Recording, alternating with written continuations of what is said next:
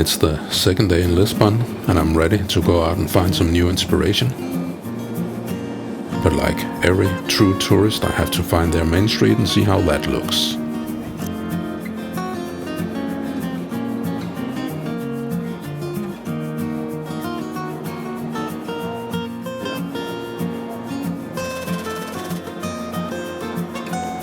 The most interesting thing in this touristy street, I must say, that was these cream cakes.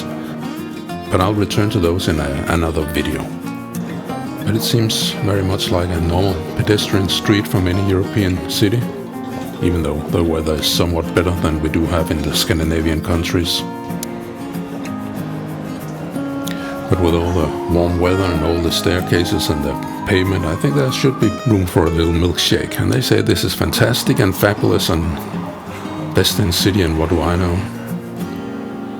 Nah, it was okay, but not fantastic. But now I'm a bit excited. I have to visit a restaurant that I have searched out at home. It's up here. It's a far way up.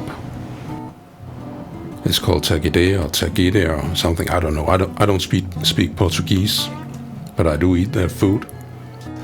And whenever I want to try out a new restaurant, I always try the lunch menu first. That way I can find out the quality without it costing me an arm and a leg. And this has a very beautiful view, so that's positive. And the menu is tolerable, and they serve actually very good food. I can recommend this. And this fish dish is what I make in this video. I make it at the end of this video. It's very good, and this is what inspired me the most today. And I did also like the creme brulee.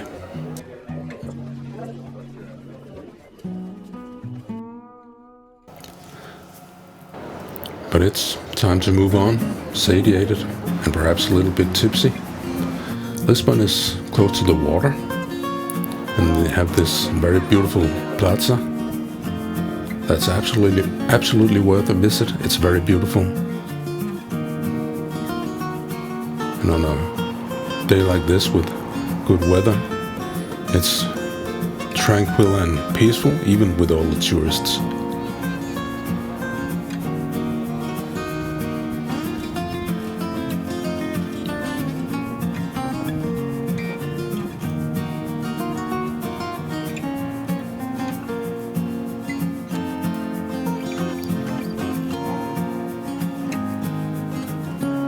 Well, that's enough touristy thing. They also have this very nice wine tasting room I noticed on my way down to the beach. And I want to try that out. It's a bit unusual. You buy a card that you fill up with credit, and then you can try the wine you want to from their machine. That's a very nice system, even though it is a little bit dangerous.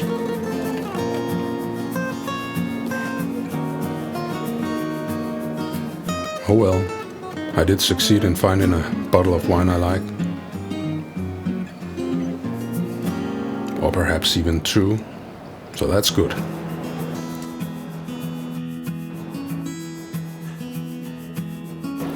And even though this is a vacation for me, and a bottle of wine would be absolutely perfect for dinner, it's probably a good idea to get something to eat too.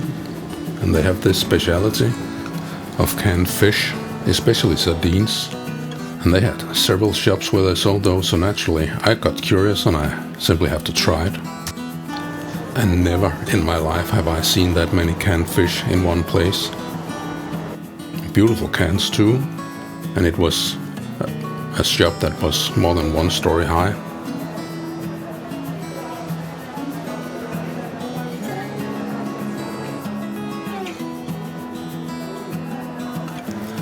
And it goes on. And on, and on, and on, and on, and on. But I did manage to find some that I liked, or I think I'll like, and I'm gonna have those for dinner with the wine, a little charcuterie and a salad, and that's gonna be fine, I think.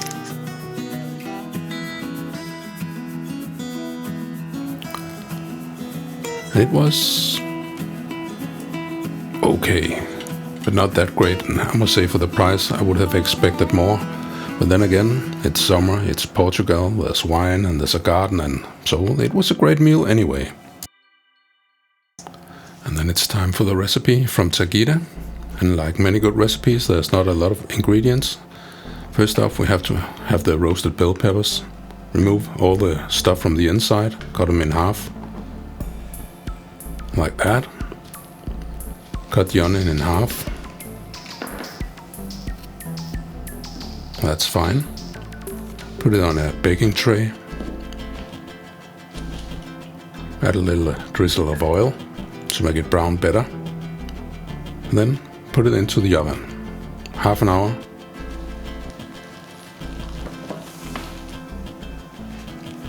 We check if it's done, and I see the onions. No, it doesn't let go, and it's hard. So we just remove the bell peppers. They look done. They're a little black, but we'll just remove that. And the onions back into the oven for about 15 minutes. 200 degrees or 400 degrees Fahrenheit, 200 Celsius. And now we just let go of the meat needle. Put those aside. After the bell peppers have cooled, we have to remove the skin and just pull it off. If they're baked enough. If they're not baked enough, it can be difficult. There are probably some pieces that aren't, and then you can just use a little knife to scrape off the peel or the skin. It's a bit fiddly, but it's not that difficult.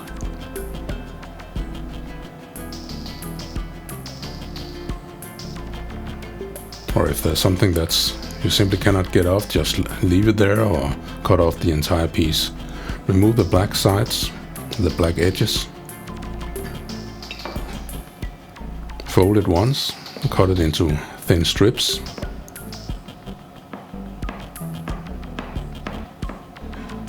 And there you go.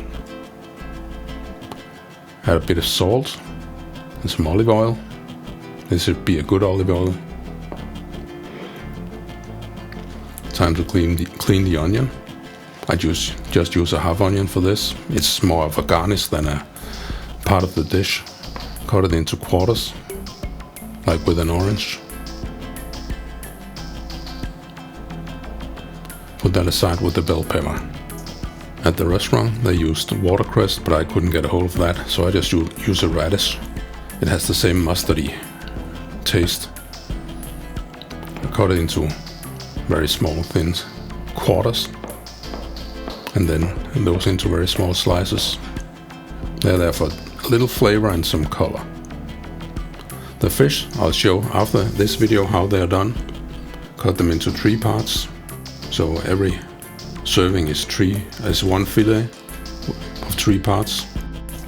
The garnish I'll heat up at low temperature. This is roasted eggplant. I haven't shown that before. I've just bought it pre-cooked in a can or a jar. Salt the fish. Heat up the pan a lot. It has to be very hot, otherwise the fish will boil instead of brown.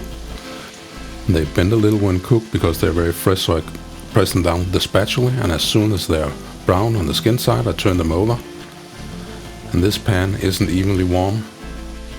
That's not good, but sometimes one has to make do. So I take off the finished one first, the ones that are browned, and the rest I give a very short time in the hottest part of the pan. And very quickly I take them off and they are all browned and perfectly done. A quick heating of the garnish and we're ready to plate. Some of the roasted eggplant in the middle, the fish, bell peppers, and a piece of onion. Radish, drizzle with olive oil and salt. And it's done, and it looks almost like the restaurant. Well, it's my first try making it myself. It's okay. And you can find the list of ingredients and the recipe on kvalifood. And if you can't get your fishmonger to fillet the fish for you, I'll show here how you can do it yourself. Scrape off the scales, begin from the tail, then work your way up. I use the non-sharp side of the knife. That way I don't risk cutting into the skin. But be careful of your fingers, you can risk cutting into them. Just scrape against the head from the tail. That's sort of against the scales. It's not that difficult. It's easy to feel when there's no more scales left. And if you don't like getting scales all over your kitchen, just put it in a plastic bag and do it in there. Or in your sink. That can work too. Now it's clean. I scrape off the remaining scales with my hand. I'm gonna rinse it later. Sharpen your knife. I'm gonna rinse it later, so it's not that important then. Oh, there's a little scale left here. Cut right beside the head. Right beside this fin. Up against the neck. Then I cut along the spine. Shallow cuts. Don't want to cut. You can listen, there's the bones. We don't want to cut through those. We have to go right down past this one. Then I can stick the knife all the way through and cut to the tail. Then we just need to loosen the fillet from the rib cage. And normally I do a more elegant job, but I have to show it on the camera and I have to hold it in strained position, so this look a bit messy. I see down just past the rib cage.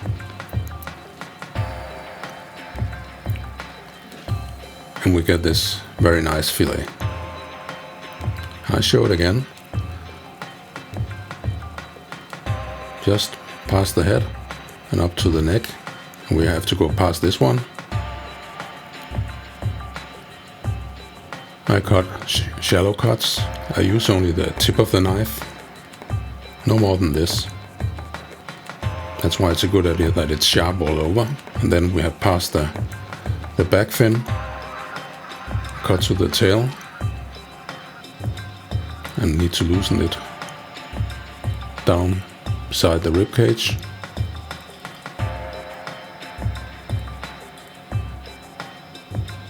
Yeah, it's fidgety. And normally easier when you don't have to film it.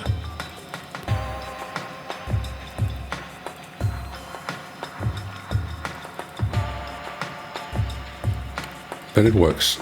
And this is another nice fillet. Rinse it to remove scales and loose bits. And if there's any remains from the intestines or food or something like that, then that gets rinsed off too. And there's a few bones along the back here in the center. I have to remove those. I have this fish pincher, I think it's called in English. It's not very difficult. You can feel them with your finger where the bones are, and then you just have to remove them, even though they can be difficult to grab. Sometimes they're easy. If you don't have a fish pincer, you can use a small knife and a finger. It's a little more difficult, but it's absolutely doable. Thing is, this side is fat and skin. We don't want to cook that. It's here, and there's also a few bones in that, so we cut that off. It's really not worth eating, this fat and skin. And it leaves us with a thin, elegant fillet. I'm gonna show it one more time. In under the bones here. They are there.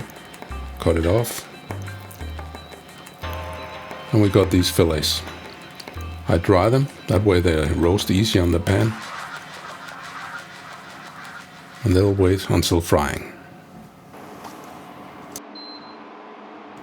And in this part of the video I show the whole process of frying the fish without editing the video. So it's just one long take, and you can see how fast it actually goes, and see the pan is very, very hot. It must be smoking from the oil. And they bend up a little bit. That's because the fish is fresh. So that's a positive problem to have, but it makes them fry unevenly. But just press them down. After a very short while they'll be flat again. See, that's all it took. Now I'm just waiting for the edges to turn white. That shows how far up inside the fish that it has been cooked hot. The thing that is white, that's done. And when the edges starts to turn white, then it's almost complete. I noticed I haven't edited anything, I haven't made any cuts, so this is how long it takes. Now I test one, it's brown, that's good. Turn it over. Then I turn the mole over. And you can see my pan is uneven. That's because this is a cheap induction stove I use. But that's what I got from my videos. I just turn them all over so I can see which one needs more. Make sure the skin is nice and tidy on top. About half of them are perfectly done. The rest needs a bit more. I'll do that in a moment. And I let them cook very shortly on the other side because I have let them cook almost to completion on the skin side to make the skin as crispy as possible. So now I take these off.